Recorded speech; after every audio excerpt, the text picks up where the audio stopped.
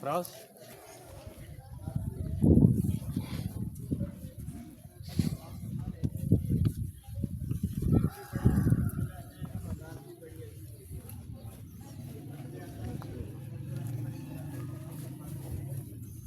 جو کبھی جمعہ یا جمعے والے دن قبر میں پہنچ جاتا ہے اس سے یقیناً سوالات ہی نہیں کرتے.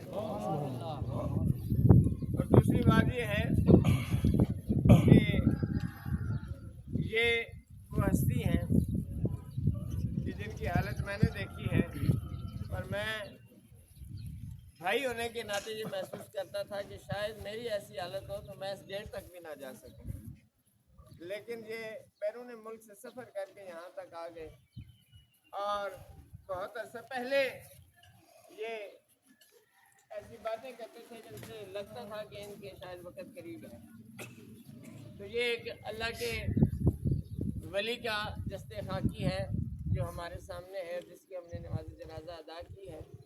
اور صرف یہی بات نہیں ہے، بعض جانے والے ایسے ہوتے ہیں کہ جن جانے والوں کی وجہ سے جنازے میں جو بھی شریک ہوتا ہے اللہ تعالیٰ سب شرکاء کی بھی بخشش فرما دیتا ہے.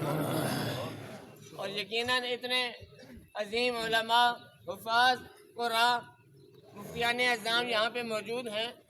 ان کی موجودگی اس بات کی گواہی دے رہی ہے کہ جہاں اتنے اللہ کے نیک بندے موجود ہوں اور وہ دعا کے لیے ہاتھ اٹھائیں، یہ ممکن ہی نہیں ہے کہ اللہ تعالیٰ اس دعا کو رد فرما دے.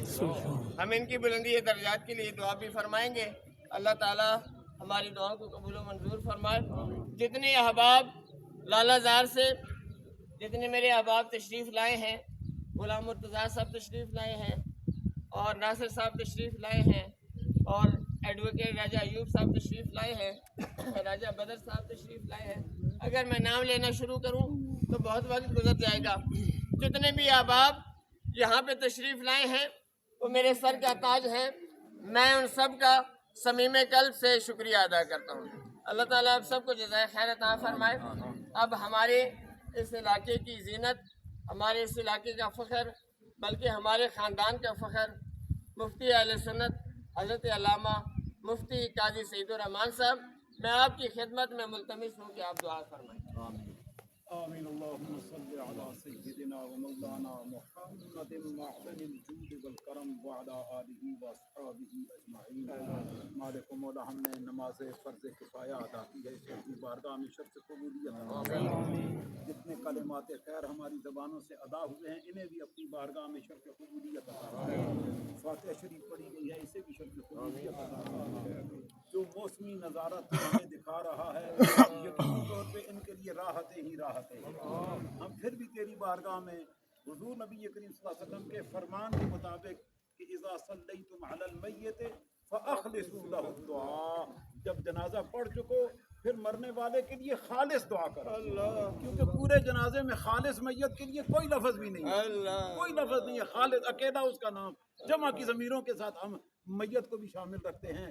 اس لیے حضور نے فرمایا کہ جنازے کے اندر جو دعا کی ہے وہ خالص نہیں تھی.